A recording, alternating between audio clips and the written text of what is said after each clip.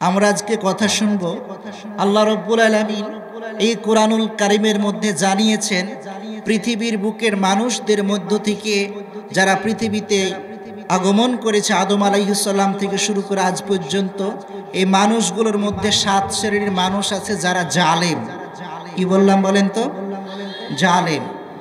তার পরিচয় দুনিয়াতে যাই হোক না কেন, কোনো দেশের রাষ্ট্রপতি, প্রধানমন্ত্রী, উকিল, জজ, ব্যারিস্টার, চেয়ারম্যান, এমপি, যাই হোক না কেন, কিন্তু আল্লাহ বলছেন এই বিষয়গুলো তোমার মধ্যে থাকলে তুমি জালেম। এই জালেমদের পরিচয় আমাদের জানা দরকার আছে না নাই?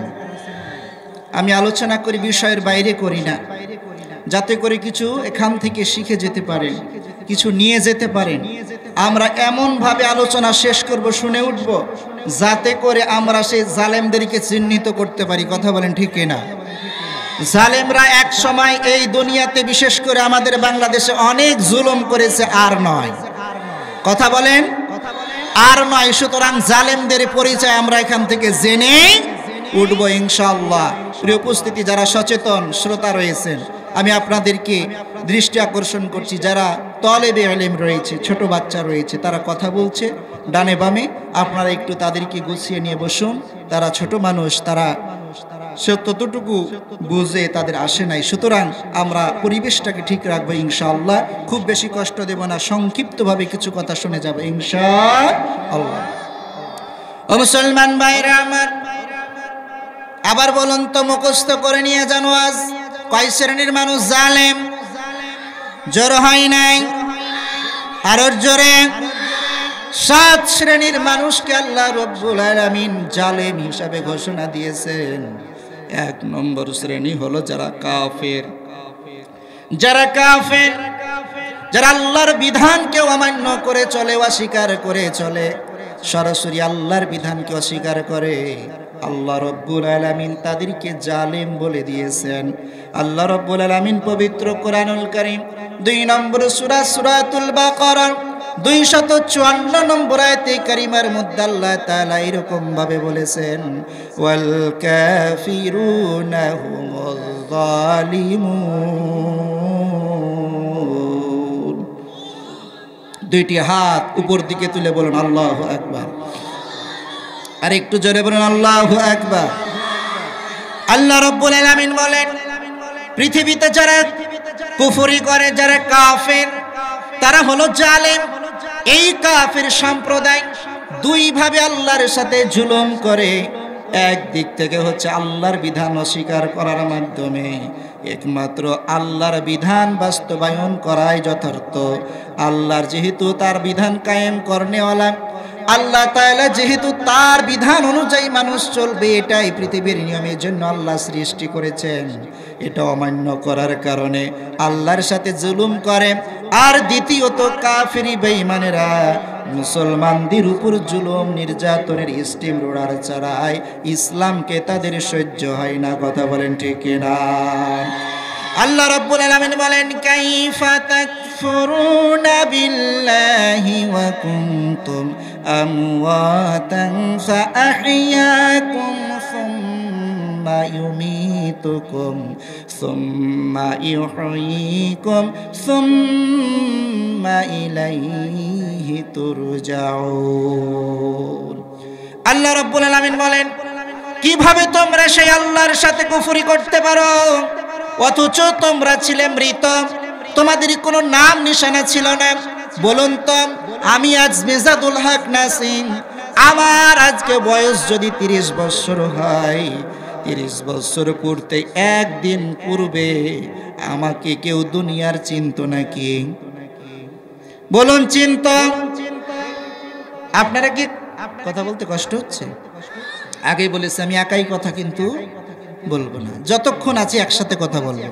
একসাথে বলতে যখন প্রশ্ন উত্তর পর্ব হবে, ঠিক আছে? বলুন তো, বলুন তো, আমাদের বয়স যাদের 50 বছর পূর্তে একদিন পূর্বে মায়ের পেট থেকে আসার একদিন পূর্বে আমাদের কেউ চিনত? আল্লাহ রাব্বুল আলামিন বলছেন, কিভাবে তোমরা সেই আল্লাহর সাথে কুফরি করতে পারো, যেখানে তোমরা ছিলে মৃত, তোমাদেরকে জীবন দেওয়া হলো।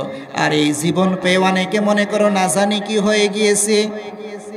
এই দুনিয়া তো আমার হাতের মুঠোয়, ক্ষমতার দাপটে, চেয়ারের গরমে মানুষকে মানুষ মনে করে না। এইরকম বাংলাদেশে থাকলেও চাঁপাইনবাবগঞ্জে নাই। আল্লাহ রাব্বুল আলামিন বলছেন, কিভাবে তোমরা সেই আল্লাহ তাআলাকে অস্বীকার করতে পারো, আল্লাহর বিধানকে অস্বীকার করতে পারো? আবার তোমরা মনে করেছো মারা যাব না, না কিন্তু তোমাদেরকে মারা যেতে হবে। আবার মনে করছো মারা গেলে হয়তো মাটির সাথে মিশে যাবে, জবাবদিহিতা নেই। না না না, বরং আল্লাহ রাব্বুল আলামিন বলছেন, সুম্মা ইলাইহি তুরজাউন, আল্লাহ তাআলার কাছে আমাদেরকে আবারও ফিরে যাওয়া লাগবে না? লাগবে না? জোরে বলুন, লাগবে কি লাগবে না? আল্লাহ রাব্বুল আলামিন বলছেন, হাল আতা আলাল ইনসানি হিনুম মিনাদ দাহরি লাম ইয়াকুন শাইয়াম মাযকুরা। মানুষের কি এমন একটি সময় ছিল না যে সময় তাদের উল্লেখযোগ্য কিছুই ছিল না? অনস্তিত্ব থেকে অস্তিত্বে যিনি নিয়ে এসেছেন তিনি কে? আর একটু জোরে বলুন, তিনি কে? এইরকম ভাবে কাফেররা আল্লাহর সাথে জুলুম করে। আর 2 নম্বর হচ্ছে, ইসলামকে তাদের পছন্দ হয় না, ইসলামকে তারা মেনে নিতে পারে না। মুসলমানদের উপর জুলুম করে, কারণ তারা চায় ইসলাম আল্লাহর জমিনে আল্লাহর দ্বীন প্রতিষ্ঠা হোক। এটা কাফেরের গোষ্ঠীরা চায় না। কথা বলেন ঠিক কিনা? আল্লাহ রাব্বুল আলামিন বলেন, ইউরিদুনা লিউতফিউ নূরাল্লাহি বিআফওয়াহিহিম ওয়াল্লাহু মুতিম্মু নূরিহি ওয়ালাউ কারিহাল কাফিরুন। ওই সমস্ত কাফির বেঈমানেরা চায় তাদের মুখের ফুৎকার দিয়ে আল্লাহর জ্যোতি ইসলামকে নিভাইয়া দেবে, নির্বাপিত করে দেবে। আর আল্লাহ বলে দিলেন, আল্লাহ তাআলা তার ইসলামকে তার জমিনে টিকায়া রাখবেনই রাখবেন। কথা বলেন ঠিক না? একটা কথা বলুন তো সবাই, আমার দিকে খেয়াল করুন। এই কয়লার দিয়াড় এলাকার যত মানুষ আপনারা আছেন, সবাইকে ডাক দিয়ে নিয়ে এসে যদি এই সুইচে, এই লাইটের সুইচটা যদি আমার হাতে থাকে, আর আপনারা সবাই মিলে যদি এই লাইটটাকে নিভানোর জন্য মুখে ফুৎকার দেন, বলেন তো এই লাইটটাকে নিভাতে পারবেন? বুঝে থাকলে জোরে বলেন, পারবেন? কয়লার দিয়ার বাট দিলাম, চাঁপাইনবাবগঞ্জ জেলার মধ্যে যত মানুষ আছে সবাইকে দাওয়াত দিয়ে ডাকলেন, সুইচ থাকবে আমার হাতে, লাইট নিভাবেন মুখ দিয়ে, পারবেন? আরে জোরে মুসলমানের মতো বলুন, পারবেন? তামাম বাংলাদেশের মানুষকে নিয়ে আসলেও মুখের ফুৎকার দিয়ে এই লাইটকে নিভানো যাবে? কারণ হলো সুইচ হলো আমার হাতে। মুসলমান ভাইরা আমার, ইসলামের সুইচ কার হাতে? জোরে বলুন, ইসলামের সুইচ কার হাতে? আল্লাহ যদি ইসলামের সুইচ কন্ট্রোল করে, তামাম পৃথিবীর কাফের মুসলমানেরা যদি মুখের ফুৎকার দিয়ে ইসলামকে নিভাইয়া দিতে চায়, কাফেরের গোষ্ঠীরা ইসলামকে নিভানো তো দূরের কথা, ইসলামের 1% কোনো ক্ষতি করতে পারবে না। কথা বলেন ঠিক কিনা? এই জন্য দেখা গিয়েছে মুসা আলাইহিস সালামের আমলে মুসার পিছনে লেগেছিল ফেরাউন, অর্থাৎ ইসলামের পিছনে লেগেছিল। ফেরাউনকে আল্লাহ পানিতে চুবাইয়া মেরেছে, না মারে নাই? মুসা আলাইহিস সালামের ধর্ম থেকে গিয়েছে ইব্রাহিম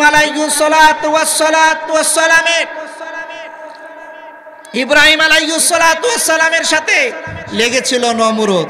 নমরুদ কি দুনিয়াতে আসে? ন্যাংড়া মশা দিয়ে আল্লাহ নমরুদকে খতম করেছে। ইব্রাহিম আলাইহিস সালামের উত্তরসূরিরা আছে না নাই? জোরে বলুন, আছে না নাই? আবু জাহেল লেগেছিল ইসলামের বিরুদ্ধে, আমার নবীর বিরুদ্ধে। আমার নবী কিয়ামত পর্যন্ত থাকবে প্রত্যেকটা মুমিনের হৃদয়ে হৃদয়ে, কিন্তু আবু জাহেলের নাম নিশানা আছে না নাই? নাম নিশানা কি আছে? বিগত 16 বছরে যারা মুসলমানদের উপর জুলুম নির্যাতন করেছে, আলেম ওলামাদের উপর জুলুম নির্যাতন করেছে, ইসলামের ক্ষতি করার চেষ্টা করেছে, সময়ের ব্যবধানে আল্লাহ তাআলা তাদেরকে নিশ্চিহ্ন করে দিয়েছেন। ইসলাম বাংলার জমিনে অতীতে ছিল, আজকে আছে, কিয়ামত পর্যন্ত থাকবে। ঠিক না বেটি? ইসলামের ন্যূনতম কেউ ক্ষতি করতে পারবে? জোরে বলুন, পারবে? ও মুসলমান ভাইরা আমার, এই কাফের বেঈমানেরা মুসলমানদের উপর জুলুম করত, নির্যাতন করত। জুলুম নির্যাতন করত তিনটি উপায়ে। জোরে বলুন কয়টি উপায়ে? আরেকবার জোরে বলুন কয়টি উপায়ে? তিনটি উপায়ে। এক নম্বর, লিউসবিতুকা, আল্লাহ রাব্বুল আলামিন বলেন, وَإِذْ يَمْكُرُ بِكَ الَّذِينَ كَفَرُوا لِيُثْبِتُوكَ أَوْ يَقْتُلُوكَ أَوْ يُخْرِجُوكَ وَيَمْكُرُونَ وَيَمْكُرُ اللَّهُ وَاللَّهُ خَيْرُ الْمَاكِرِينَ।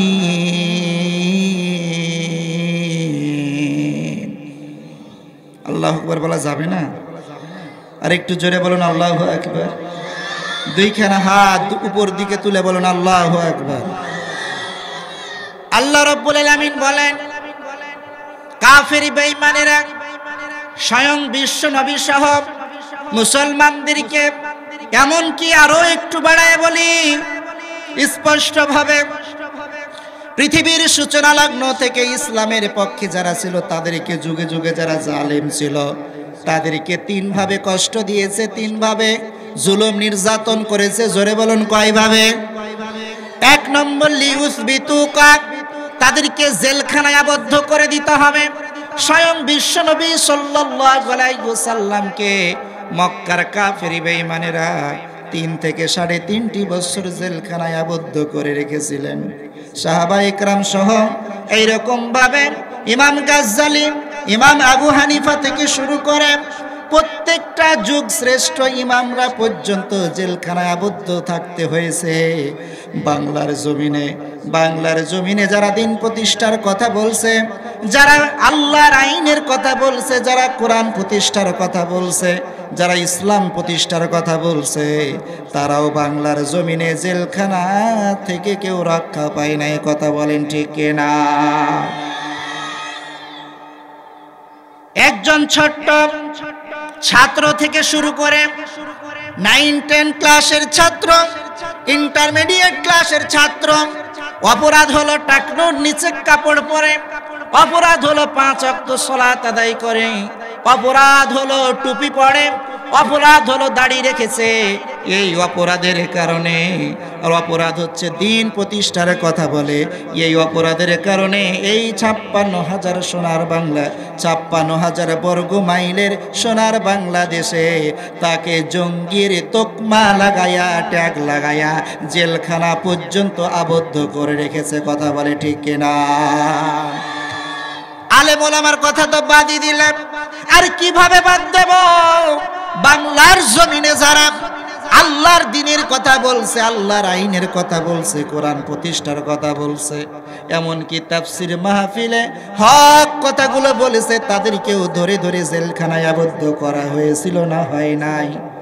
জোরে বলেন, হয়েছিল না হয় নাই? তাহলে অতীতে যারা ছিল আর বর্তমান পর্যন্ত 3 ভাবে জুলুম হয়। 1 নম্বর জেলখানা, 2 নম্বর হলো আউ ইয়াকতুলুকা, তাদেরকে হত্যা করা হবে। বাংলার জমিনে যারা ইসলামের কথা বলেছে, ক্রমান্বয়ে দেখছে এদেরকে যে ঠেকানো যাবে না, জেলখানায় ভরি একজনকে, নেতৃত্ব দেয় আর একজন, জেলখানায় ভরি 2 জন, নেতৃত্ব দেয় 4 জন। সুতরাং এদেরকে কি করা লাগবে? দুনিয়া থেকে খতম করা লাগবে। বাংলার জমিনে ইসলাম থাকার কারণে অসংখ্য মানুষকে ক্রস ফায়ার দিয়ে, অসংখ্য মানুষকে ফাঁসির কাস্টে পর্যন্ত ঝুলিয়ে দিয়েছে। কথা বলে ঠিক কিনা? মুসলমান ভাইরা আমার, পরিশেষে আরেকটা কথা বলি। 3 নম্বর আল্লাহ তাআলা বলছেন লিউখরিজুকা, দেশ থেকে বের করে দিবে। এগুলো আমি বানায় বলছি না, কোরআনে আছে। সূরা আনফাল 8 নম্বর সূরার 29 নম্বর আয়াতে কারিমা খুলে দেখেন, আল্লাহ তাআলা সেখানে বলছেন 3 নম্বর ষড়যন্ত্র কাফেরদের ছিল, দেশ থেকে বের করে দেবে, নিবন্ধন বাতিল করে খারিজ করে দেবে, যাতে করে তারা আল্লাহর জমিনে আল্লাহর দ্বীন প্রতিষ্ঠা করতে না পারে। কথা বলেন ঠিক কিনা? কোরআনের কথা বলার কারণে অসংখ্য মানুষ, কোরআনের পক্ষে মানুষকে আহ্বান করার কারণে অসংখ্য মানুষ নিজের বাড়িতে ঘুমাতে পারে না, এরকম আছে না নাই? অসংখ্য মানুষ পরিবারের সাথে সময় কাটাতে পারে নাই, এমনকি দেশে পর্যন্ত থাকতে পারে না, এরকম মানুষ আসিল না। ওই মুসলমান ভাইরা আমার, পুনরায় আরেকটি কথা বলি, এই তিনটি ষড়যন্ত্র যুগ যুগ ধরে করেছে, তারপরেও মুহাম্মদ সাল্লাল্লাহু আলাইহি সাল্লামকে হত্যার চক্রান্ত করেছে দারুন নওদার বৈঠকে। দারুন নওদা ছিল তৎকালীন সময়ের সংসদ ভবন। সংসদ ভবন তো একটা দেশীয় মিটিং, যেখানে পার্লামেন্টের না, আমেরিকার পার্লামেন্টের নাম কি? White house. এইরকম এক একটা দেশের পার্লামেন্টের এক একটা নাম রয়েছে। তৎকালীন সময়ের আবু জাহেলের পার্লামেন্টের নাম ছিল দারুন নাদওয়া। এখানে 14 দলের দলীয় প্রধান সিদ্ধান্ত নিল রাসূল সাল্লাল্লাহু আলাইহি সাল্লামকে দুনিয়া থেকে বিদায় করে দিতে হবে। 3 বছর জেলখানায় রাখলো, কাজ হলো না। দুনিয়া থেকে বিদায় করে দিতে হবে, চেষ্টা করলো, পারলো না। সেই ইতিহাস আপনারা জানেন, আমি সেদিকে যাব না। শেষ পর্যন্ত দেশ থেকে সাময়িক সময়ের জন্য আল্লাহ বললেন যাও, দেশ থেকে বের করে দিল। কিন্তু পুনরায় আল্লাহ তাআলা রাসূল সাল্লাল্লাহু আলাইহি সাল্লাম বীরের বেশে মক্কা বিজয় করে মক্কায় পদার্পণ করেছিল। কথা বলেন ঠিক কিনা? এই বাংলার জমিনে ইসলামের বিপক্ষে যারা ছিল, ইসলাম পন্থীদেরকে তারা ধরে ধরে তারা জুলুম করে, নির্যাতন করে জেলখানায় আবদ্ধ করেছে, ইসলামকে দবাতে পারে নাই। এমনকি ধরে ধরে জেলখানা আবদ্ধ করে যখন হয় নাই, অসংখ্য মানুষকে হত্যা করেছে, দবাইতে পারে নাই। এমন অসংখ্য মানুষকে দেশ থেকে বের করে দিয়েছে। সর্বশেষ বলতে হয় আল্লামা ডক্টর মিজানুর রহমান আজহারি সাহেবকে এই বাংলার জালিমরা ইসলামের কথা বলার কারণে দেশ থেকে বের করে দিয়েছিল। যেমনি ভাবে আল্লাহর রাসূল মক্কা বিজয়ের মাধ্যমে বীরের বেশে মক্কায় ঢুকেছিল, আমাদের আজহারি বীরের বেশে বাংলাদেশে এসে তাফসীর করছে। কারণ বাবার ক্ষমতা থাকলে টাকা। 7 শ্রেণীর মানুষ জালেম। তার মধ্যে আমরা জেনেছি 1 নম্বর যারা কাফের। যারা কি? যারা কাফের তারা জালেম, সংক্ষিপ্ত ভাবে আমরা জানলাম। পরবর্তীতে হচ্ছে যারা মুনাফিক। যারা মুনাফিক তারা জালেম। মুনাফিকদেরকে চিনেন আপনারা? জি, এর সাথে আরো কিছু আছে, আমি সংক্ষিপ্ত কিছু বলবো। জি, আমি দলিলটা দিয়ে দেই। মুনাফিকরা যে জালেম, আল্লাহ রাব্বুল আলামিন বলেন আফি কুলুবিহিম মারাদুন আম ইরতাবু আম ইয়াখাফু আন ইয়াহিফাল্লাহু আলাইহিম ওয়া রাসূলুহু বাল উলাইকা হুমুল যালিমুন। আল্লাহ রাব্বুল আলামিন মুনাফিকদেরকে লক্ষ্য করে বলছেন তাদের মনে কি সংশয় হয়, তাদের মনে কি ভয় হয় যে আল্লাহ তাআলা তাদের উপর জুলুম করবে বা রাসূল তাদের উপর জুলুম করবে? কিন্তু না, বরং বাল উলাইকা হুমুল যালিমুন, বরং তো এই মুনাফিকরাই হলো জালেম। বলছেন কে? সবাই বলছেন, জোরে বলুন। মুনাফিকরা জালেম বলছেন কে? আল্লাহর নাম নিলে গুনাহ হয়, রাগ হয়। জোরে বলুন তো, মুনাফিকরা জালেম বলছেন কে? যারা বলবেন না বুঝবো আপনার গায়ে মনে হয় লাগা শুরু হয়েছে, আপনি সেই দলের। বলুন যারা মুনাফিক তারা জালেম কে বলছেন? ও মুসলমান ভাইরা আমার, মুনাফিক কোথায় পাবেন? কোন দেশে মুনাফিক বসবাস করে বলেন আমাকে। আমি বলবো আমি খ্রিস্টানদের সাথে দেখা করতে চাই। সবচেয়ে খ্রিস্টান অ্যাভেলেবল কোথায় পাবো? আমাকে একটু দেখা করিয়ে দেন। আপনারা বলবেন হুজুর পৃথিবীতে যত দেশ আছে তার মধ্যে ভ্যাটিকান সিটি নামে একটা দেশ আছে, ওই দেশের মধ্যে আপনি চলে যান, 100% খ্রিস্টান বসবাস করে। এছাড়াও টোঙ্গা, রোমানিয়া এই সমস্ত দেশগুলোতে 90% ঊর্ধ্বে খ্রিস্টান বসবাস করে। আপনি সেখানে অ্যাভেলেবল দেখা পাবেন। ভালো কথা, সেখানে আমি খ্রিস্টানের সাক্ষাৎ পাবো। আচ্ছা ভাই নবাবগঞ্জবাসী, বলুন তো আমি যদি বলি বৌদ্ধদের সাথে দেখা করব, কোথায় যাব, কোন জায়গায় যাব, কোন দেশে বৌদ্ধদেরকে পাবো?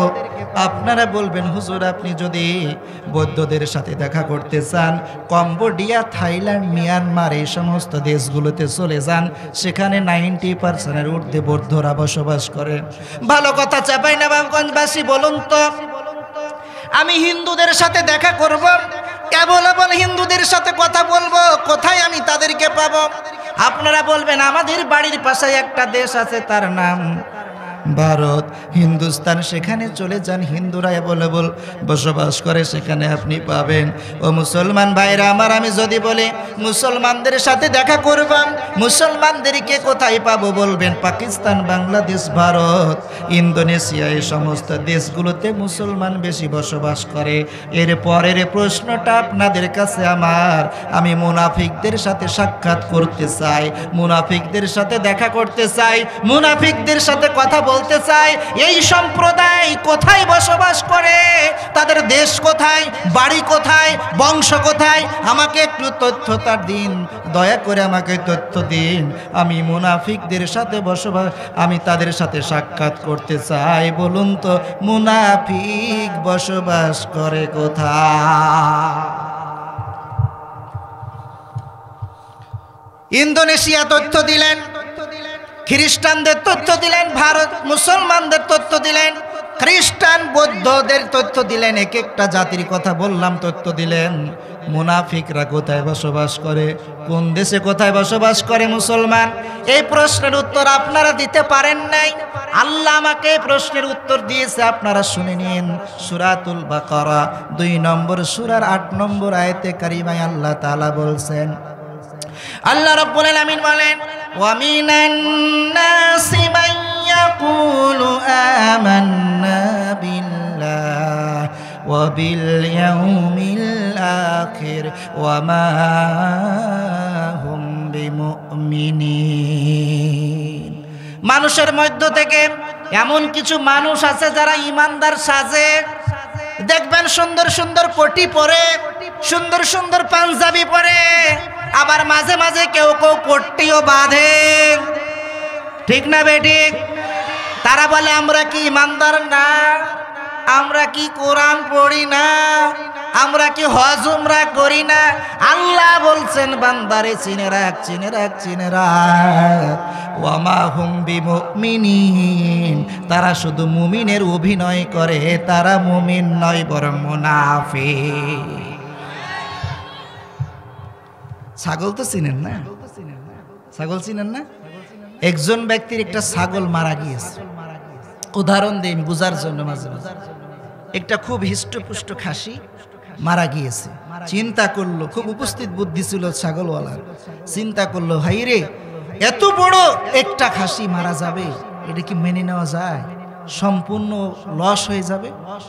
খুব বুদ্ধি করে এই মৃত খাসিটার শরীর থেকে চামড়াটা আলাদা করে নিল, বাকি খাসিটাকে দাফন করলো, চামড়াটা সুন্দর মতো রোদ্রে শুকিয়ে লবণ দিয়ে রেখে দিল। কিছুদিন পর বাড়িতে ছিল একটা নাদুস নাদুস পোষা কুকুর, এই কুকুরের গায়ে মৃত ছাগল তথা খাসির এই চামড়াটা সুন্দর করে শরীরে ফিটিং করে দিয়েছে।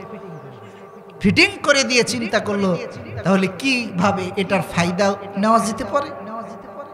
এই ছাগলের মালিক সুন্দর করে ফিটিং করে দিয়ে কুত্তার গায়ে ছাগলের লেবাস লাগিয়ে, ছাগলের পোশাক পরিয়ে, ছাগলের চামড়া আবৃত করে এবার পশুর হাটে উঠিয়েছে ছাগল হিসাবে বিক্রি করার জন্য। বিক্রি করার জন্য উঠিয়েছে। একজন ক্রেতা আসছে, ভাই এই খাসি বিক্রি করবেন? বলছে হ্যাঁ বিক্রি করার জন্য তো আসছি। কত নেবেন? 20,000। 15,000 রাখেন।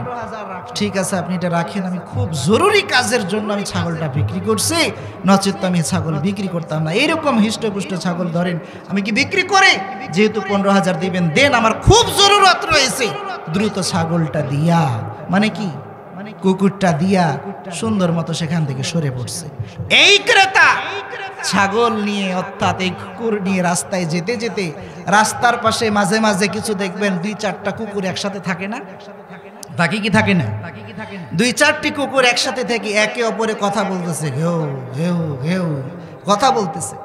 এখন এই যে নতুন ছাগল কিনে নিয়ে যাচ্ছে, এই ছাগল আলার রশিতে যে বাধা আছে ছাগল, এই ছাগল ওই কুকুরদের কথার জবাব দিছে হেউ। এই মালিক চিন্তা করি ব্যাপার কি, ছাগল আওয়াজ করবে ভেয়া, কিন্তু ভেউ করে কেন? মিনিং তো বুঝলাম না। খুব চিন্তায় পড়ে গেলেন। খেয়াল করতে করতে বাড়িতে গেলেন। বাড়িতে গিয়ে ভালো মতো খেয়াল করে দেখলেন আসলে তো কপাল পোড়া, এটা তো আসলে ছাগল না, উপরে ছিল ছাগলের লেবাস আর নিতে ছিল কুত্তা। ও মুসলমান ভাইরা আমার, উদাহরণটা হাসির খোরাক দেয় নাই। প্রিয় চাঁপাইনবাবগঞ্জবাসী, সমাজের মধ্যে এমন কিছু মানুষ আছে দেখবেন যারা মুসলমানদের ইমোশনাল নিয়ে খেলা করে, যারা মুসলমানদেরকে বিভিন্নভাবে তারা মুসলমানদেরকে ব্ল্যাকমেল করে, মুসলমানদের সামনে ইমানদার সাজে। লেবাস পোশাক তাদের টুপি থাকতে পারে, লেবাস পোশাক দাড়ি থাকতে পারে, লেবাস পোশাক তাদের জুব্বা থাকতে পারে, লেবাস পোশাক কোটি থাকতে পারে, লেবাস পোশাক মাথায় পট্টি থাকতে পারে, অনেক কিছু থাকতে পারে। তারা আল্লাহর ওলি সাজতে চায়। আল্লাহ বুঝাচ্ছেন তাদেরকে বিশ্বাস করো না। তারা হলো উপরে তাদের ওই যে ছাগলের আবৃত্ত করা চামড়া, আর ভিতরে হচ্ছে চরিত্রটা কুত্তার চরিত্র। তারা সুযোগ পেলে কুত্তা যেমন কামড় দিয়ে জীবনটা শেষ করে দেয়, এই মুনাফিকের গোষ্ঠী ইমানদারদেরকে সুযোগ পেলে সামনের দিয়ে কোলাকুলি করে, কাঁধে কাঁধ মিলায়, পিছন দিয়ে পিঠে ছুরির আঘাত করে জীবনটা শেষ করে দেয়। সবচেয়ে ইসলামের ক্ষতি করেছে মুনাফিক সম্প্রদায়। আল্লাহ বলছে তারা জালিম। তারা কি? জোরে বলুন, তারা কি? একটা ছোট্ট করে ঘটনা বললে কষ্ট পাবেন? ছোট্ট করে ঘটনা বললে কষ্ট পাবেন? মুসলমান ভাইরা আমার, বিশাল ঘটনা ছোট্ট করে 5 মিনিটের মধ্যে বলবো, শিক্ষাটা শুধু টেনে নিয়ে আসার জন্য। এই মুনাফিক জালেমেরা কত বড় জালেম, এদের নমুনা কি রকম হতে পারে সেটা তুলে ধরার জন্য আপনাকে 5 মিনিট নিয়ে আসতেছি। আম্মা জান আয়েশা সিদ্দিকা রাদিয়াল্লাহু তাআলা আনহা যখন বিশ্বনবী সাল্লাল্লাহু আলাইহি ওয়াসাল্লাম বিভিন্ন জিহাদের ময়দানে যেতেন, যখন জিহাদের ময়দানে যেতেন এক একজন স্ত্রীকে এক একবার নিয়ে যেতেন সফর সঙ্গী হিসাবে। বনি মুস্তালিকের যুদ্ধে যখন যান তিনি আম্মা জান আয়েশা সিদ্দিকা রাদিয়াল্লাহু তাআলা আনহাকে নিয়ে গেছিলেন। আপনারা জানেন ইফকের ঘটনা বলা হয়, ঐতিহাসিকভাবে সংক্ষিপ্তভাবে আপনাদের স্মরণ করায় দিচ্ছি। ও মুসলমান ভাইরা আমার, আম্মা জান আয়েশা সিদ্দিকা রাদিয়াল্লাহু তাআলা আনহাকে নিয়ে ফিরে আসছেন, বনি মুস্তালিকের যুদ্ধ থেকে ফিরে চলে আসছেন। যুদ্ধ শেষ হয়ে গিয়েছে, আসার পথে পথিমধ্যে অবস্থান করেছেন, যার যতটুকু প্রাকৃতিক কাজ আছে সেরে ফেলবে, কেউ বা একটু বিশ্রাম করবে, এই জন্য কাফেলা তারা সেখানে অবস্থান করেছে। আম্মা জান আয়েশা সিদ্দিকা রাদিয়াল্লাহু তাআলা আনহাকে উটের উপরে একটা কাঠের বক্সের মতো, এটাকে হাউদা বলা হয়, হাউদার মধ্যে করে নিয়ে যেতেন। আম্মাজান প্রাকৃতিক কাজ ছাড়তে গিয়েছিলেন, ফিরে এসে আসার পথে দেখলেন হঠাৎ করে আম্মাজানের গলায় যে স্বর্ণের চেন ছিল, যে হার ছিল, সে হারটা তিনি খুঁজে পাচ্ছেন না, গলার মধ্যে নেই। তিনি আবার পুনরায় খুঁজতে খুঁজতে গেলেন। আর এই দিকে আম্মাজান শারীরিক দিক থেকে ক্ষীণ ছিলেন, শারীরিক দিক থেকে অনেক পাতলা মতো ছিলেন, যার কারণে হাউদার মধ্যে আছেন কি না আছেন এটা বুঝে উঠতে পারে নাই। উটের উপরে হাউদা চড়াইয়া দিয়া কাফেলা সামনে অগ্রসর হয়েছে। আম্মা জান আয়েশা সিদ্দিকা রাদিয়াল্লাহু তাআলা আনহা সেখানে থেকে গেলেন, ফিরে এসে হার খুঁজে এসে দেখছেন এখানে তো কেউ নেই, সবাই চলে গিয়েছে। বুদ্ধিমতী আম্মা জান আয়েশা সিদ্দিকা রাদিয়াল্লাহু তাআলা আনহা সেখানে অবস্থান করলেন। সেখানে অবস্থান করা অবস্থায় সবাই তো চলে গিয়েছে, অবস্থান করছে। বিশ্বনবীর নির্দেশ মতে সাফওয়ান নামের একজন সাহাবী, সাফওয়ান রাদিয়াল্লাহু রাদিয়াল্লাহু তাআলা আনহু জিহাদের ময়দান থেকে সমস্ত কাজগুলো গোছায়া সবার শেষে ফিরে আসছিলেন। আস্তে আস্তে দেখলেন আম্মা জান একটা গাছের নিচে বিশ্রাম করছে। দেখা মাত্র তো তিনি বুঝে ফেলেছেন অ্যাক্সিডেন্ট হয়েছে। তিনি শুধু বলছেন ইন্না লিল্লাহি ওয়া ইন্না ইলাইহি রাজিউন। শুধু এতটুকু কথা বলেছেন, সাথে সাথে আম্মা জান নিজেকে গুটায় নিলেন। তখন তিনি বুঝতে পারলেন অ্যাক্সিডেন্ট হয়েছে। তিনি উট থেকে নেমে গেলেন, আম্মা জানকে উটের উপরে বসালেন, উটে রশি ধরে ধরে নিয়ে যে কাফেলার সাথে সংযুক্ত হয়ে গেলেন। এইভাবে বাড়ি পর্যন্ত পৌঁছে গেলেন। আম্মা জান গিয়ে পৌঁছার পরে অসুস্থ হয়ে পড়েছেন, দীর্ঘ 1 মাস অসুস্থ ছিলেন। এইদিকে মুনাফিক সর্দার আব্দুল্লাহ ইবনে উবাই সহ তার সেলা সামসারা সমস্ত মুনাফিকরা তারা ছড়িয়ে দিয়েছে। আম্মা জান আয়েশা সিদ্দিকা রাদিয়াল্লাহু তাআলা আনহু নবীজির কনিষ্ঠ স্ত্রীর সাথে সাহাবী সাফওয়ানের অবৈধ প্রেম রয়েছে, বলেন নাউজুবিল্লাহ। আর একটু জোরে কি বলবেন না নাউজুবিল্লাহ। ও মুসলমান ভাইরা আমার, এদিকে আম্মা জান কিছুই জানেন না, হঠাৎ জানতে পারলেন উম্মে মিস্তার মাধ্যমে। সেদিকে যাচ্ছি না, সংক্ষিপ্ত করছি। জানার পরে আম্মা জান মিলায় দেখলেন বিশ্বনবী তো সত্য আমার সাথে ঠিক মতো কথা বলে না। বিশ্বনবীর কাছে অনুমতি নিয়ে বাবার বাড়ি গেলেন। বাবা আবু বকর রাদিয়াল্লাহু তাআলা আনহু ওই সময় তখন তিনি কোরআন তেলাওয়াত করছিলেন। বাবাকে বললেন, বাবা যেগুলো শুনছি আসলে কি সত্য?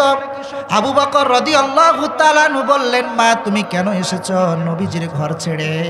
তুমি ধৈর্য ধরো, আল্লাহ সব ঠিক করে দেবেন, তুমি নবীজির ঘরে ফিরে যাও। আম্মা জান কান্নায় ভেঙে পড়লেন। কান্না করতে করতে নবীজির ঘরে ফিরে আসলেন। হঠাৎ করে 2-1 দিন পরে আবু বকর এবং তার স্ত্রী অর্থাৎ আম্মা জানের বাবা মা তার বাড়ির মধ্যে বিশ্বনবী বসা রয়েছেন। বিশ্বনবী পর্যন্ত আজকে বলে বসেছেন, আয়েশা তুমি যদি ভুল করো আল্লাহর কাছে তওবা করো, ভুল যদি না হয়ে থাকে খোলসা করে আমাকে বলো। এই কথাটা বলাতে আম্মা জান আয়েশা অনেক কষ্ট পেয়েছেন। তার মানে নবীজিও আমাকে কি অবিশ্বাস করছে। বাবাকে বললেন, বাবা এর উত্তর কি আমাকে দেওয়া লাগবে? আবু বকর কান্না করে কিছু বলে না। আবু বকরের স্ত্রী কান্না করে কিছু বলে না। এমন একটি পরিস্থিতি, তিনি শুধু বললেন ফাসবুরুন জামিল, আমি ধৈর্য ধারণ করলাম সেই রকম ভাবে। ওয়াল্লাহুল মুস্তাআনু আলা মা তাসিফুন। ইয়াকুব আলাইহিস সালাতু ওয়াস সালাম যেমনই ভাবে ইউসুফ আলাইহিস সালামকে হারিয়ে ধৈর্য ধরেছিলেন, ওই রকম আমি ধৈর্য ধরলাম। আমি কাউকে কিছু বলবো না। আল্লাহর আরশ পর্যন্ত প্রকম্পিত হয়ে গেল। আল্লাহ তাআলা জিব্রাইলকে বললেন, জিব্রাইল আর দেরি করো না, আর দেরি করো না। আম্মা জান আয়েশার কথা উল্লেখ করে বললেন, অনেক হয়েছে, আর দেরি করো না। তার চরিত্রের উপরে কলঙ্কের কালিমা লেপন হয়ে যাচ্ছে, আর দেরি করো না। সূরা নূরের 10টি আয়াত আল্লাহ নাজিল করে দিলেন।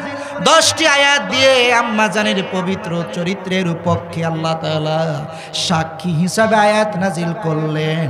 সাথে সাথে মুনাফিকদের গম্বর ফাঁস করে দিলেন, মুনাফিকদের শাস্তি বর্ণনা করলেন। প্রিয় চাঁপাইনবাবগঞ্জবাসী, এটা আমি কেন বললাম, এই ঘটনা কেন নিয়ে আসলাম?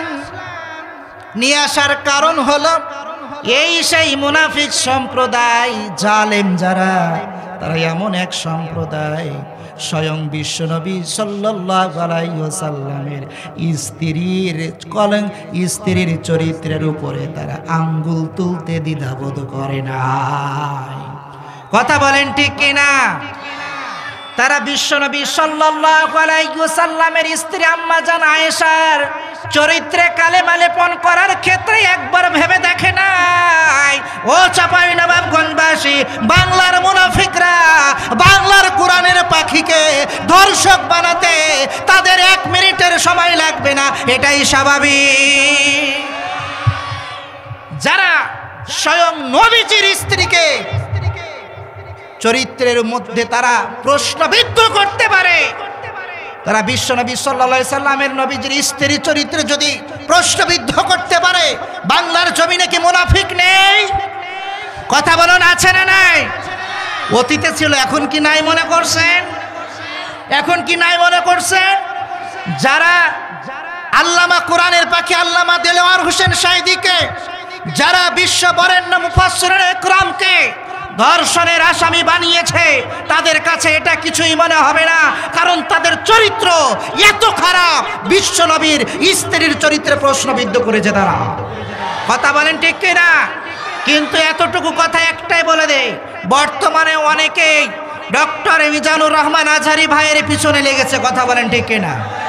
এই মুহূর্তে চাঁপাইনবাবগঞ্জের মাহফিল থেকে শুধু এতটুকু বলে দেই, কোরআনের পাখি আল্লামা সাঈদীর পিছনে যারা লেগেছিল, আল্লাহ সময়ের ব্যবধানে এখান থেকে দেশ থেকে বিতাড়িত করতে ৪৫ মিনিট তারা সময় পেয়েছিল।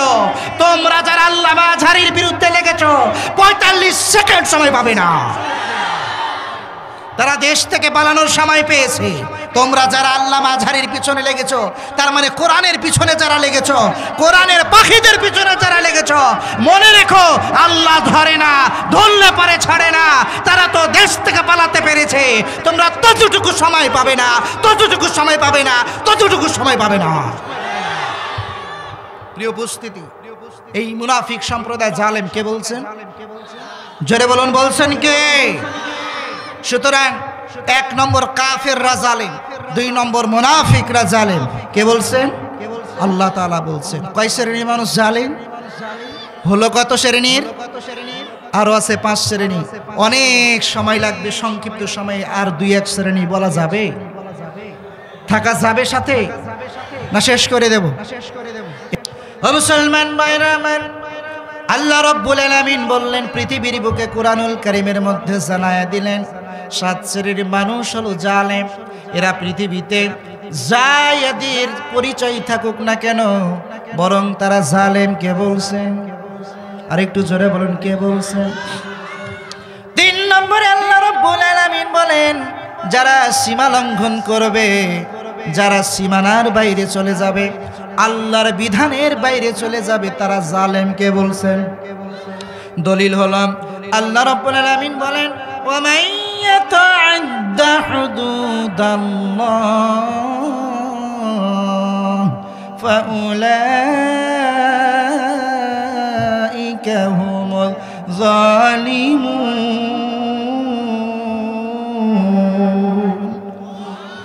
আল্লাহ রাব্বুল আলামিন বলেন, যারা সীমা লঙ্ঘন করবে, আল্লাহর নীতিমালার বাইরে চলবে, আল্লাহ রাব্বুল আলামিন বলেন তারা জালেম। কারণ আল্লাহ তাআলা বলছেন, ইসলাম যতটুকু সীমানা দিয়েছে এর মধ্যেই থাকতে হবে। আল্লাহ রাব্বুল আলামিন বলেন, ইয়া আইয়ুহাল্লাযীনা আমানু দুখুলু ফিস-সিলমি কাফা। হে ঈমানদারগণ, তোমরা পরিপূর্ণভাবে ইসলামের মধ্যে প্রবেশ করে। বলুন তো কার নির্দেশ? আরে জোরে বলুন, কার নির্দেশ? সুতরাং আল্লাহ রাব্বুল আলামিনের বিধান পরিপূর্ণভাবে মানব না আংশিকভাবে মানব? জোরে বলেন, পরিপূর্ণ না আংশিক? নামাজের কথা মানব, কোনো সমস্যা নেই হুজুর। রোজার কথা মানব, কোনো সমস্যা নেই। হজ করতে বলেছেন, আল্লাহ যদি তৌফিক দেয় হজ করব, কোনো সমস্যা নেই। কিন্তু হুজুর, যেখানে আল্লাহ তাআলা বলেছেন আকিমুস সালাহ, আকিমুস সালাহ, আকিমুস সালাহ, একই শব্দ ব্যবহার করে আল্লাহ বলছেন এই কুরআনুল কারীমের মধ্যে আকিমুদ্দিন, তোমরা দিন প্রতিষ্ঠা করো, দিন প্রতিষ্ঠা করো, দিন প্রতিষ্ঠা করো। তখনই তো এক শ্রেণীর মানুষ আছে, তারা বলে এই হুজুর রাজনীতির কথা কয়। আছে না নাই? জোরে বলুন, আছে না নাই? আল্লাহ রাব্বুল আলামিন বলেন, ওই সমস্ত মানুষ যারা কোরআনের কিছু অংশ মানে আর কিছু অংশ মানতে চায় না, আল্লাহ রাব্বুল আলামিন তাদেরকে লক্ষ্য করে বলছেন, আফাতুমিনুনা বিবাদিল কিতাবি ওয়া তাকফুরুনা বিবাদ ফামা জাযাউ من يفعل ذلك منكم إلا خزي في الحياة الدنيا ওয়া ইয়াউমাল কিয়ামাতি ইউরাদ্দুনা ইলা আশাদ্দিল আযাব। আল্লাহ রাব্বুল আলামিন বলেন, তোমরা কি এই কোরআনের এই কিতাবের কিছু অংশ মানবে আর কিছু অংশ পরিত্যাগ করবে নাকি? তোমরা নামাজ রোজার কথা মানবে, দিন প্রতিষ্ঠার কথা মানবে না। তোমরা ব্যক্তি জীবনের কিছু অংশ মানবে, পরিবারে, সমাজে, রাষ্ট্রে ইসলাম চাইবে না, ইসলামটাকে আলাদা করে রাখবে। এর মধ্যে আল্লাহ রাব্বুল আলামিন বলছেন, তোমাদের মধ্যে যারা এরকম করবে মনে রেখো, ফামা জাযাউ মান ইয়াফআল যালিকা মিনকুম, তোমাদের মধ্যে যারা এরকম করবে মনে রেখো, ইল্লা খিযুন ফিল হায়াতিদ দুনিয়া, তারা দুনিয়ার জীবনে পাবে লাঞ্ছনা, অপমাননা, আর কিয়ামতের ময়দানে তাদের জন্য রয়েছে কঠিন আযাব। কে বলছেন? জোরে বলেন, কে বলছেন? নমুনা পাইছেন না? নমুনা পাইছেন কিনা? যারা কোরআনকে সহ্য করতে পারতো না, কোরআনের নামাজ পড়লে কিছু বলতো না, রোজা করলে কিছু বলতো না, নামাজ পড়ার জন্য মডেল মসজিদও নির্মাণ করা যায়, কিন্তু ওই মসজিদের মিম্বারে বসে ইমাম সাহেবগণ, খতিব সাহেবগণ হক কথাগুলো, কোরআনের কথাগুলো, দিন প্রতিষ্ঠার কথাগুলো বলতে পারে না। এই কথা বলেন ঠিক কিনা? আল্লাহ রাব্বুল আলামিন বলছেন, ইল্লা খিযুন ফিল হায়াতিদ দুনিয়া, দুনিয়ার জীবনে তাদের থাকবে অপমাননা, লাঞ্ছনা, দুনিয়ার জীবনে জিল্লতির জীবন হবে, পরকালে তো আযাব আছে। বাংলার জমিনে জিল্লতি, বাংলার জমিনের প্রত্যেকটা মানুষকে আল্লাহ দেখাইয়া দিছে না, দেয় না। সুতরাং কোরআনকে আংশিক মানবেন না পরিপূর্ণ মানবেন? বলেন, আংশিক মানবেন না পরিপূর্ণ মানবেন? জোহরের নামাজ ফরজ কয় রাকাত? জোরে বলেন, কয় রাকাত? 4 রাকাত। এখন যদি অনেকে মনে করেন, হুজুর সময়ের স্বল্পতা, 3 রাকাত পড়লাম, 1 রাকাত বাকি রাখলাম, পরে পড়বো নি, অথবা 4 রাকাত পড়লে যতটুকু সওয়াব হতো, সাপোজ 10 সওয়াব হতো, 10টা নেকি আল্লাহ দিত, আমি 3 রাকাত পড়লাম, আমাকে আল্লাহ 8টা দিলেই হবে। বলেন হবে? হবে না? দেখেন, ফতোয়া কিন্তু বুঝে শুনে দিয়েন। হবে? জোরে বলেন, হবে? একটা গণিত শুরু করেছেন, গণিত করবেন, অঙ্ক করবেন, অঙ্ক করতে করতে করতে করতে করতে করতে নিয়ে এসে পুরো সম্পূর্ণ অঙ্ক ঠিক করছেন, এক জায়গায় 10-এর জায়গায় 9, 9-এর জায়গায় 10 করছেন। এই অঙ্ক যেহেতু যদি 10 লাইনের হয়ে থাকে, তো 10 মার্কের যদি হয়ে থাকে, তাহলে 1 লাইন ভুল হয়েছে, তাহলে তো 9 পাবেন, তাই না? পাবেন না? মুসলমান ভাইরা, ইসলামকে যদি মানতে হয়, এই ক্ষেত্রেও আপনাকে পরিপূর্ণ মানতে হবে না আংশিক? এখন বলবেন, হুজুর পরিপূর্ণ তো মানা সম্ভব। কথা বলেন, সম্ভব? আমার ভাষা বুঝতে কষ্ট হয়।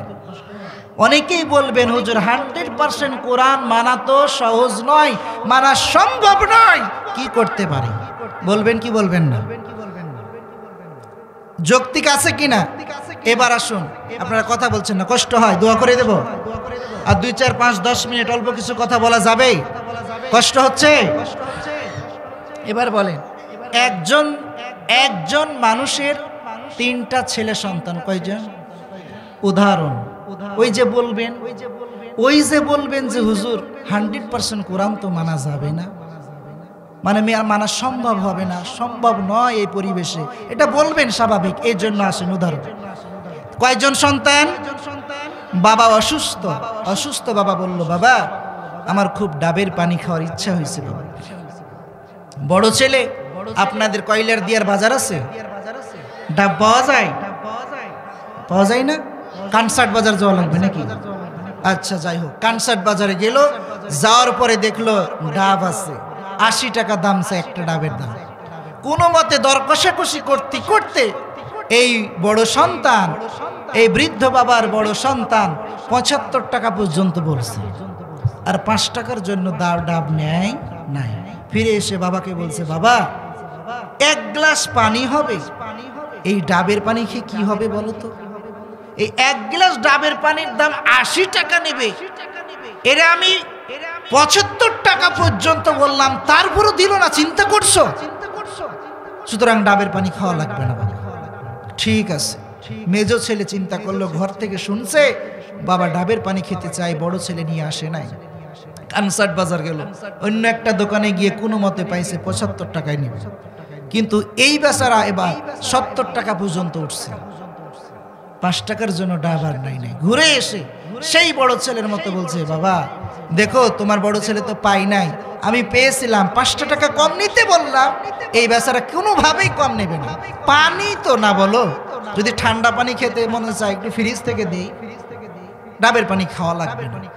ছোট ছেলে ইনকাম করে না, এতটুকু বয়স, 14 বছর 15 বছর বয়স, চিন্তা করলো বাবার ডাবের পানি খাওয়ার জন্য আরজ করেছে, আর ছেলেদের এই অবস্থা, কি করা যায়, টাকা তো পকেটে নেই। বাড়ির ডাবের গাছ ছিল, দেখলো 2-3টা ডাব আছে, কোনোদিন ডাব গাছে উঠে না। এই ছোট ছেলে ডাব গাছে উঠার সাহস করলো, ডাব গাছে উঠেও গিয়েছে। যেই সময় ডাবটা কাটবে, ডাব কেটে ফালাবে, ডাব পড়ার আগে সে নিজে পড়ে গিয়ে ডান পাটা ভেঙে গেল। এবার যদি আমার ভাষা বুঝে থাকেন, আমার কথার মিনিং বুঝে থাকেন, সঠিকভাবে সমস্বরে জোরে করে উত্তর দিবেন। আচ্ছা বলেন তো, এই মুহূর্তে বাবার 3 সন্তানের মধ্যে কোন সন্তানের প্রতি বাবা বেশি খুশি হয়েছে? ছোটটা। আচ্ছা একজনও তো ডাব খাওয়াতে পারলো না, ডাব খাওয়ানোর আগেই তো পড়ে পা ভাঙলো, উল্টিয়ে ছোট ছেলে তো একটা অ্যাক্সিডেন্ট ঘটিয়েছে। তো ছোট ছেলের প্রতি বাবা কেন দুর্বল হবে? তার কারণ হলো বাবা ভালো মতোই বুঝতে পারছে প্রকৃতভাবে চেষ্টাটাকে করছে।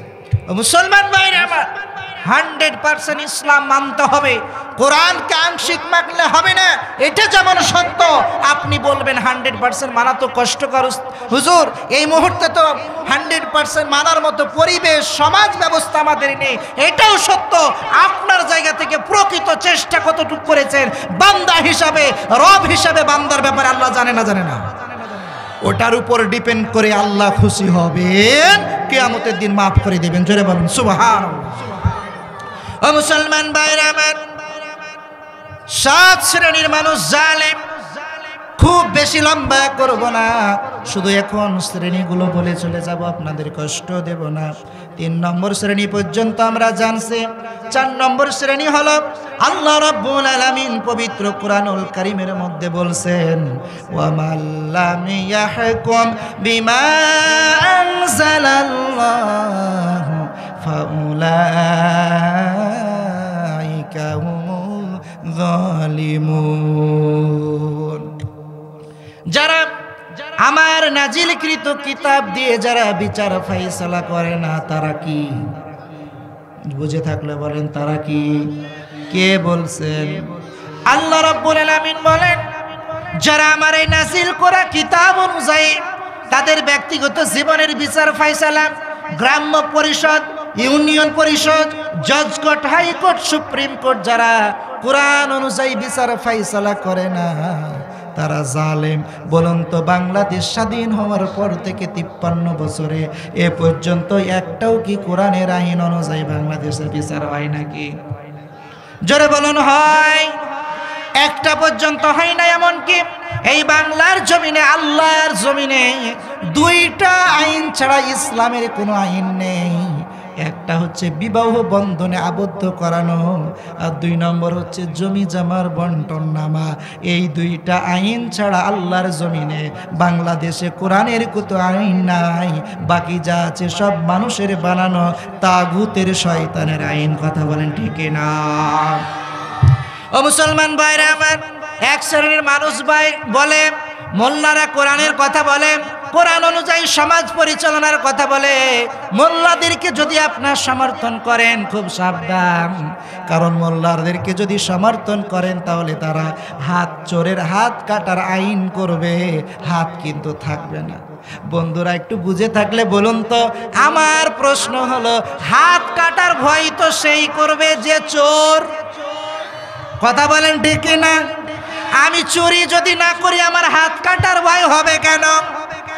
তারা বলে মোল্লাদেরকে যদি সংসদ ভবনে যদি পাঠায় দেন, মনে রাখবেন জেনা ব্যভিচার করার জন্য পাথর মেরে মেরে হত্যা করবে, দেশ থেকে বের করে দেবে, তাদেরকে সমর্থন দেওয়া যাবে না।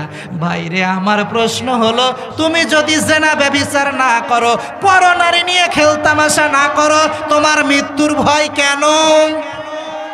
কারণ হলো দিনে তুমি জনপ্রতিনিধি সাজো আর রাতের অন্ধকারে তুমি নাইট ক্লাবে নারী নিয়ে খেলা করো।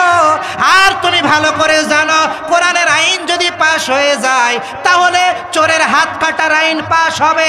মুরগি চোর, ছাগল চোর, চাউল চোরের, মসজিদের জুতা চোরের হাত কাটা যাবে না।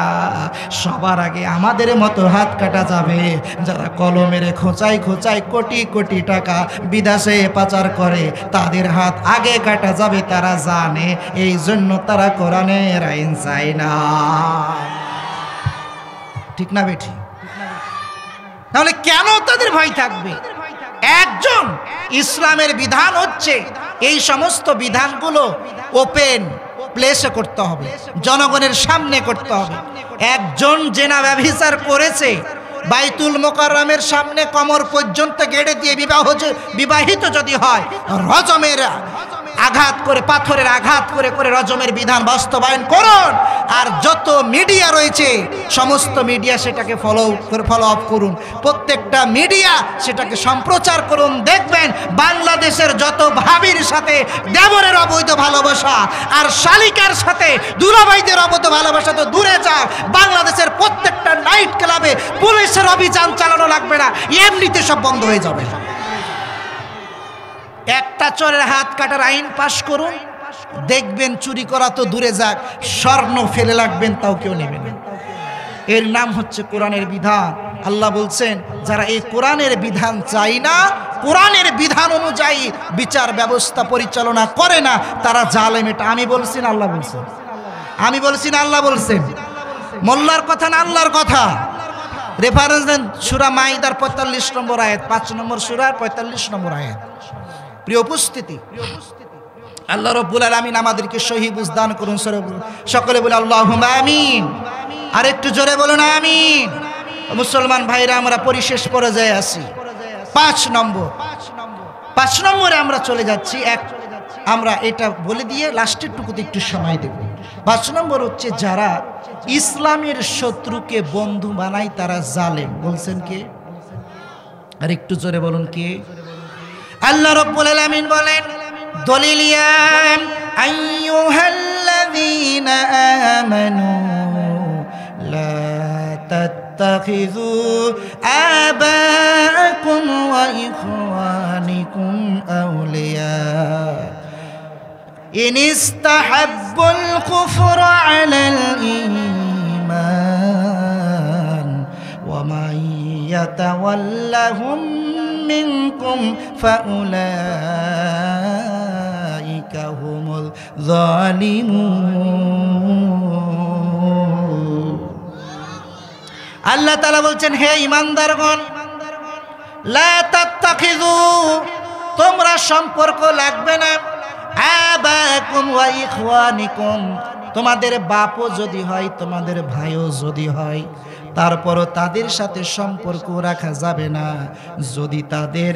যদি তাদের ইনিস্তাহাব্বুল কুফরা আলাল ঈমান, ঈমানের চাইতে কুফরির প্রতি আকৃষ্ট যদি বেশি থাকে, আল্লাহর আইনের চাইতে, আল্লাহর কিতাবের চাইতে, মানব রচিত কিতাবের প্রতি, মানব রচিত বিধানের প্রতি, মতবাদ মতদর্শের প্রতি যদি বেশি আগ্রহ থাকে, বেশি ভালোবাসা থাকে, আল্লাহ তাআলা বলছেন যদিও তোমার বাবা হয়, যদিও তোমার ভাই হয়, তাদের সাথে এই ব্যাপারে কোনো প্রকার আপোষ করা যাবে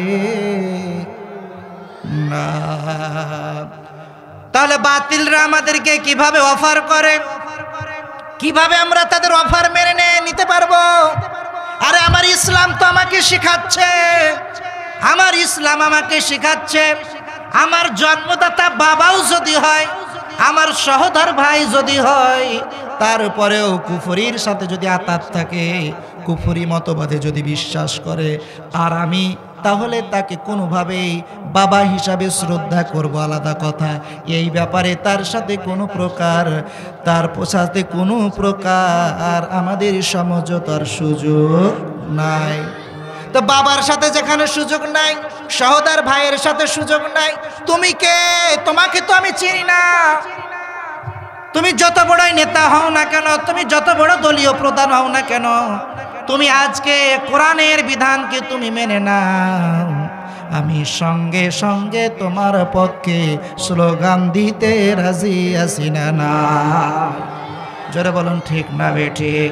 আল্লাহ তাআলা বলছেন এইভাবে। এবার খুব খেয়াল করেন, যারা এরকম ভাবে কুফরিকে বেশি ভালোবাসে ইমানের চাইতে, কুফরি মতবাদকে বেশি ভালোবাসে, তাদেরকে যারা মেনে নেয়, আপোষ করে, আল্লাহ বলেন ফাউলাইকা হুমুজ জালিমুন, তোমরা জালিম, তোমরা জালিম, তোমরা জালিম। সুতরাং যারা কোরআনের বিধান চাই না, কোরআনের আইন চাই না, ইমানকে পছন্দ করে না, কুফরিকে পছন্দ করে, তাদের সাথে আমাদের কোনো প্রকার আতাত নাই। কথা বলেন ঠিক কিনা? ও মুসলমান ভাইরা আমার, পরিশেষে আপনাদেরকে বলি, 7 শ্রেণীর মানুষ জালেম বলছেন কে? আরো জোরে বলুন কে? লাস্টে এতটুকু বলি, আল্লাহ তাআলা বলছেন ওয়ালা তালমিজু আনফুসাকুম ওয়ালা তানাবাজু বিল আলকাব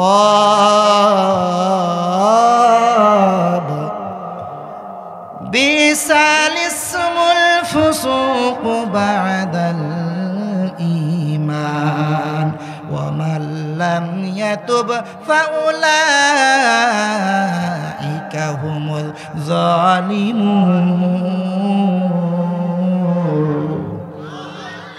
আল্লাহ তাআলা বলছেন তোমরা কখনো অন্যকে দোষারোপ করো না, তোমরা কখনো মানুষকে মন্দ নামে ডেকো না, অন্যকে দোষারোপ করো না, নিরপরাধ মানুষকে অপরাধী বানায়ও না।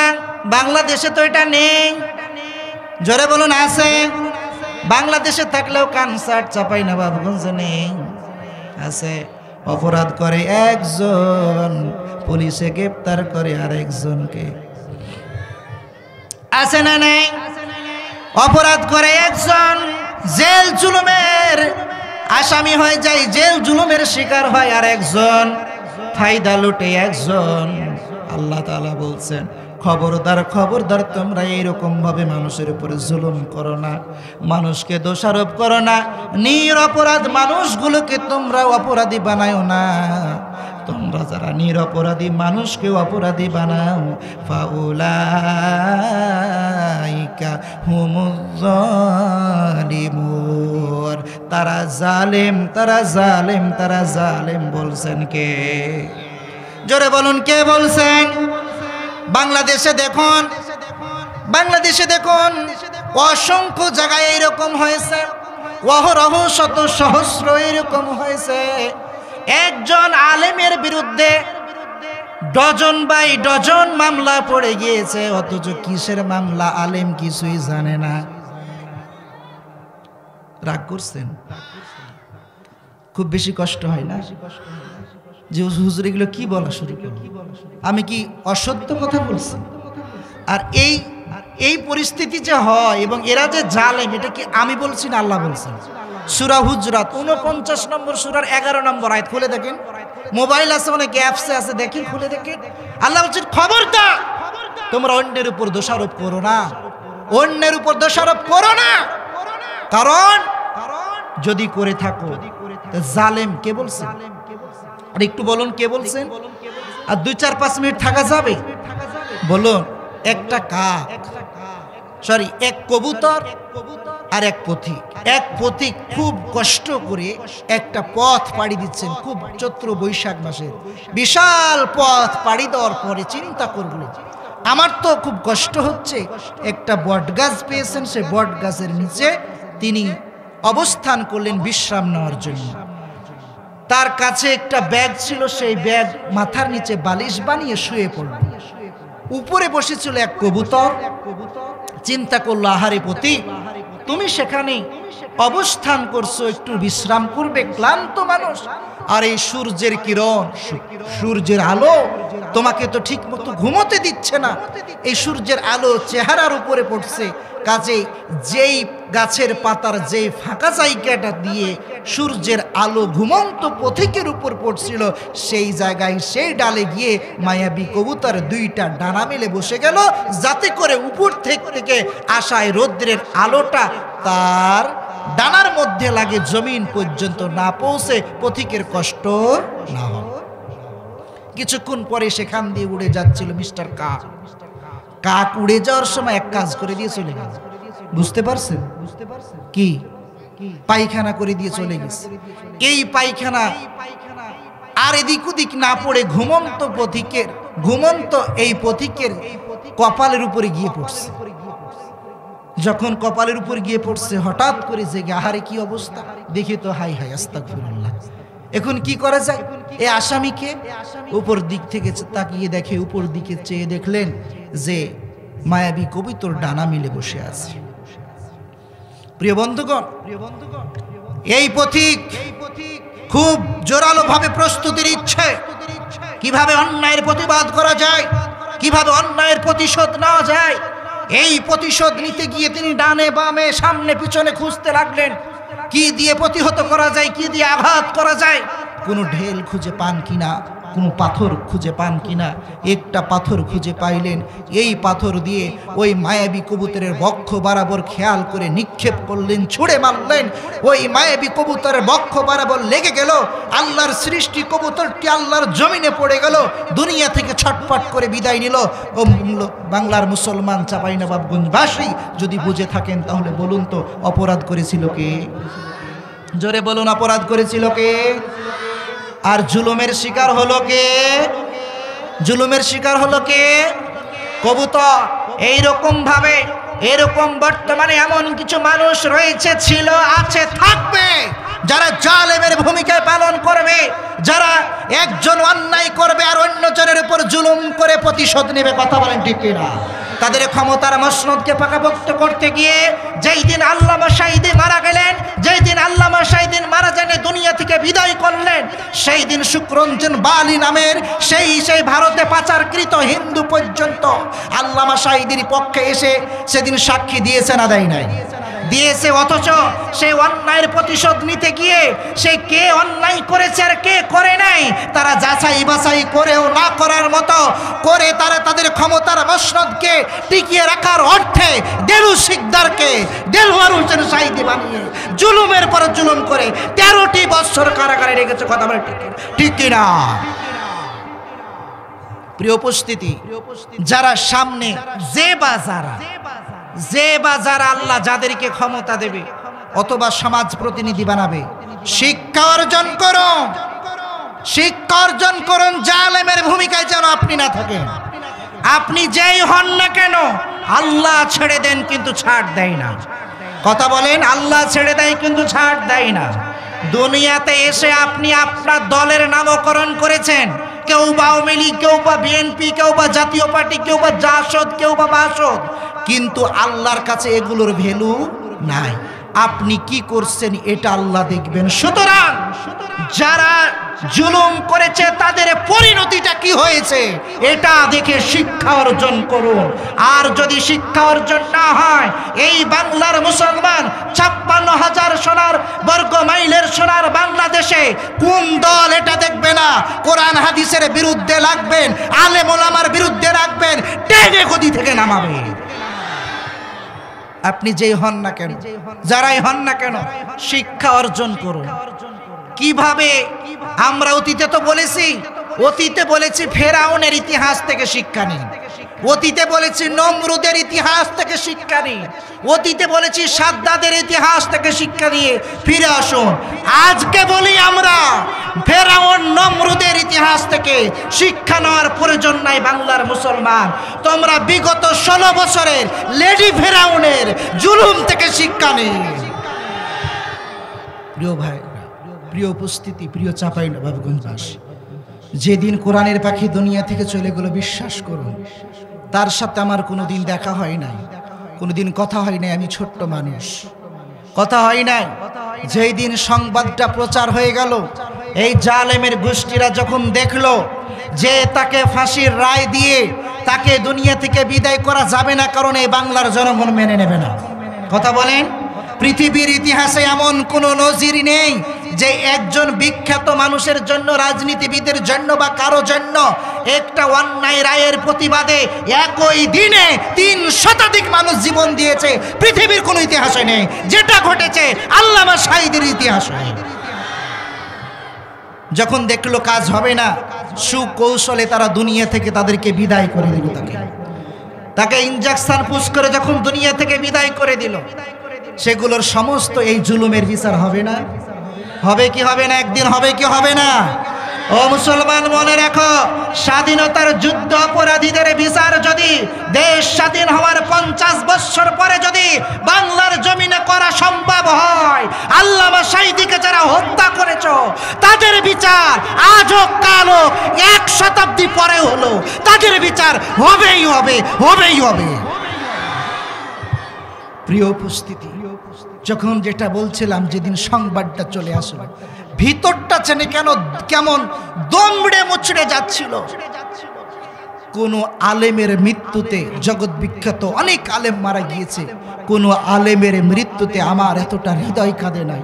ফুফড়ে ফুফড়ে শুধু কান্না করেছে, বালিশ মুখে নিয়ে কান্না করেছি আল্লামা কোরআনের পাখির জন্য। এই জালেমের গোষ্ঠী আমাদেরকে, শহীদ আল্লামার জন্য আমাদেরকে স্টেজে পর্যন্ত দোয়াটুকু করতে দেয় না। এই জন্য শিক্ষা নিন, যারা কোরআনের পাখির বিরুদ্ধে লেগেছিল, যারা কোরআনের পাখির বিরুদ্ধে লেগেছিল, পালানোর জন্য রান্না করা ভাত রিজিকে জুটে নয়।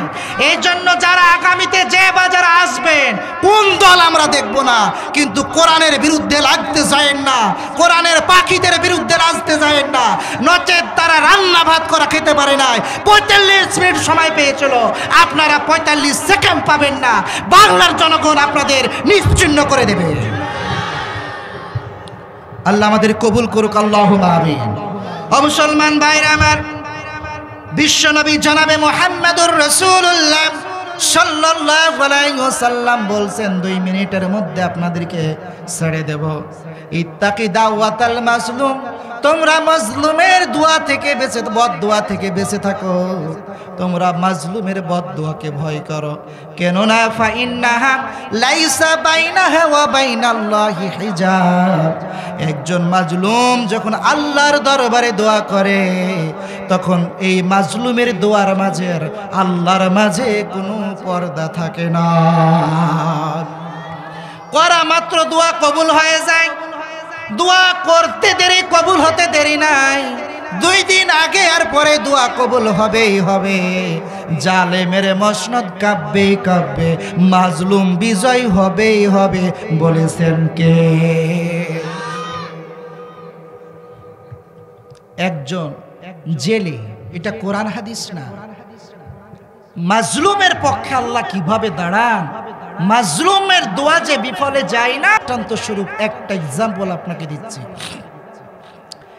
এক জেলে তার মাছ ধরে, নদীতে মাছ ধরে এটা বিক্রি করে তার সংসার চলে। বিগত 3 দিন ধরে নদীতে কোনো মাছ পাই নাই। 4র্থ দিনে মাছ পেয়েছে। এই মাছ, বিরাট একটা মাছ পেয়েছে, মনের আনন্দে নদীর তীর দিয়ে যাচ্ছে, মাছ বিক্রি করব, আজকে সন্তান সন্ততির মুখে একটু আহার তুলে দেব। হঠাৎ করে দেখলো এক পাতি নেতার আগমন। কিছু দেখছেন না সমাজে এরকম থাকলে, আমাকে চিনো, আমি কে, আছে না নাই? মানে ওই যে পুঁটি মাছ লাফাই বেশি, আর বোয়াল মাছ, কাতল মাছ, এগুলো যেগুলো থাকে, এগুলো পানির মধ্যে আসে না নাই বোঝা যায় না। এই পাতি নেতা চিন্তা করলো, এই জেলে মাছ দেনে দিল। ঠিক আছে, দিলাম। কত দাম? এত দাম, এতটুকু হবে। আমি কি চিনো? না তো স্যার, আপনাকে তো চিনার আমার প্রয়োজন নেই, আমার মাছের দাম এত, আপনি দিন, আমি চলে যাব, আপনাকে চিনার প্রয়োজন নেই। বেশি কথা বলো, তার চিলা চয়াকারে চা, মো চয়াকারে চা, কি তাদেরকে বলে যাও বাসায় দিয়ে আসো। ঠিক আছে, চলে গেল। এই মাছ নিয়ে চলে গেল। এই জেলে খুব কষ্ট পেলেন, এই জেলেও বাড়িতে চলে গেল। আজকেও তার পরিবারে খাবার জুটলো না। এই নেতার কিছুদিন পরে হাতের মধ্যে একটা আঙ্গুলে ইনফেকশন তৈরি হলো। মাছ যখন জোর করে ছিনিয়ে নিচ্ছিল, ওই সময় মাছের গায়ের যে কাঁটা থাকে, সেই কাঁটা দিয়ে সেই একটা আঙ্গুলের মধ্যে ফুঁড়ে দিয়েছিল। সেই ফুঁড়ে দেওয়ার কারণে একটা আঙ্গুলে ইনফেকশন শুরু হলো। ইনফেকশন হতে হতে এক পর্যায়ে যখন সুস্থ হলো না, ভালো ডক্টরের কাছে যখন গেল, ডক্টর বললেন, দেখুন, আপনাকে যদি বাঁচতে হয় তাহলে আপনার হাত কবজি পর্যন্ত কেটে ফেলা লাগবে, নচেত আপনার বাঁচার সম্ভাবনা খুব কম। এখান থেকে ভাইরাস হয়ে আপনার শরীরে সংক্রামক ব্যাধি ছড়িয়ে পড়বে। বাঁচাতো লাগবে, হাত থাক আর না থাক। সে ব্যক্তি এখান থেকে হাত কেটে ফেলল। এরপর পুনরায় সার্জারি করে বেঁধে দিলেন। ডক্টরের কাছে যখন গেলেন, ডক্টর তো আশ্চর্য, যেখানে হাত উন্নতির দিকে যাওয়ার কথা, ভালো হওয়ার দিকে যাওয়ার কথা, সেখানে কেন এখন পর্যন্ত কোনো ভালোর দিকে নমুনা দেখছি না।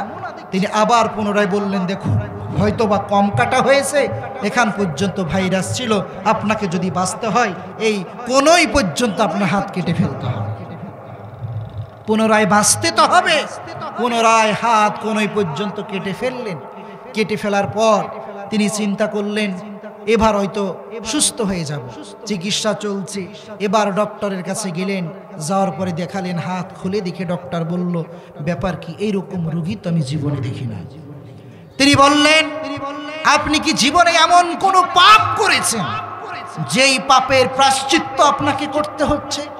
আমি জীবনে অনেক রোগী পেয়েছি, কিন্তু আপনার মতো রোগী তো আমি পাই নাই, যেখানে সুস্থতার দিকে যাওয়ার কথা, কোনো সুস্থতার লক্ষণ লেশ মাত্র পাওয়া যাচ্ছে না। তিনি সেখান থেকে যতটুকু ট্রিটমেন্ট নেওয়ার নিলেন, ফিরে আসলেন।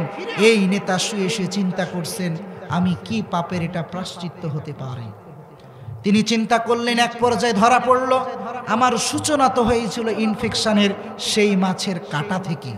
তাহলে কি এমন কোনো কিছু হলো নাকি, যেই জেলের মাছ জোর করে নিয়ে আসলাম, সেই জেলে কি আজকে আমাকে কোনো প্রকার জাদুটনা করে আমার ক্ষতি করছে নাকি? জেলের সন্ধানে এবার ছুটে পড়ল। জেলেকে খুঁজতে খুঁজতে খুঁজতে খুঁজতে এক পর্যায়ে জেলের সন্ধান পাওয়া গেল। জেলের সন্ধান পেয়ে গেলেন।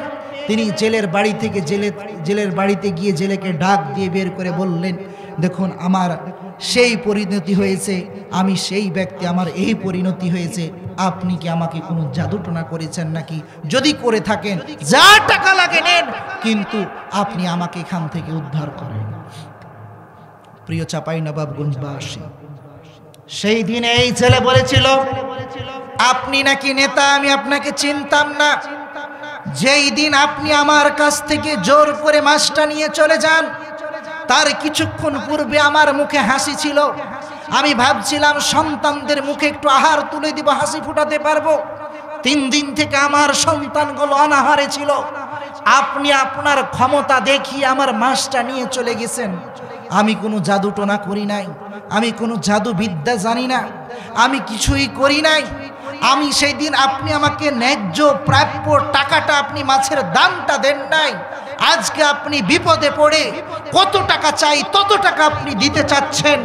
আমি সেই দিন শুধু এতটুকু বলেছিলাম, আপনি যখন আপনার ক্ষমতা দেখিয়ে মাছ ছিনিয়ে নিয়ে চলে গেলেন, আমি ভাবলাম আজকেও তো আমার সন্তানগুলো আহাচারি করবে, ক্ষুধার যন্ত্রণায়। আমি শুধু মহান রবকে নদীর পাড়ে ডাক দিয়ে বলেছিলাম, ইয়া মালিক, হে রব্বুল আলামিন, এই দুনিয়ার জমিনে এই নেতার ক্ষমতা দেখিয়ে আমার অনাহারে থাকা শিশুর মুখের আহারটাকে ছিনিয়ে নিয়ে চলে গেল। মাবুদ, যদি তোমার কোনো ক্ষমতা থাকে, এই নেতার উপরে তোমার ক্ষমতাগুলো একটু দেখা। প্রিয় চাঁপাইনবাবগঞ্জবাসী, আমি বুঝাতে চাইলাম যে আল্লাহ জালেমের বিরুদ্ধে আর মাজলুমকে কিভাবে সহযোগিতা করে। রাসূল যে বলছেন, ফাইন্নাহা লাইসা বাইনাহা ওয়া বাইনাল্লাহি হিজাব, মাজলুম যখন বদদুয়া করে তখন তার মাঝে আল্লাহর মাঝে কোনো ব্যবধান, কোনো পর্দা লেশ মাত্র থাকে না। দোয়া করতে দেরি, কবুল হতে দেরি না।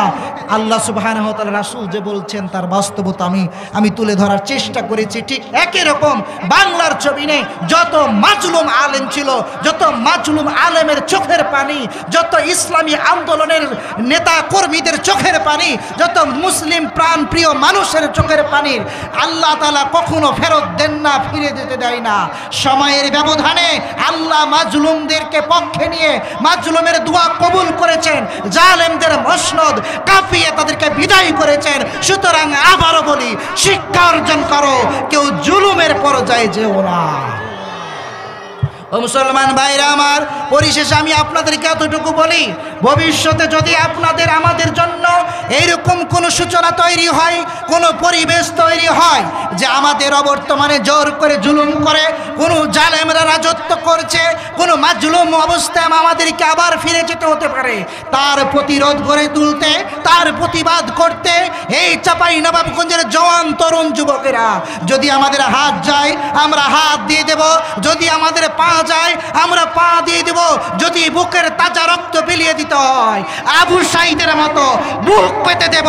বাতিলকে কখনো কোনো অবস্থায়, জালেমদেরকে বাংলার 1 ইঞ্চি মাটি ছেড়ে দেব না। রাজি আছে করা, 2টি হাত আল্লাহকে দেখা দাও। আল্লাহ আমাদের কবুল করুক, আল্লাহুম্মা আমিন। কয় শ্রেণীর মানুষ জালেম আমরা চিনতে পারছি তো? আল্লাহ আমাদের কবুল করুক, আল্লাহুম্মা আমিন।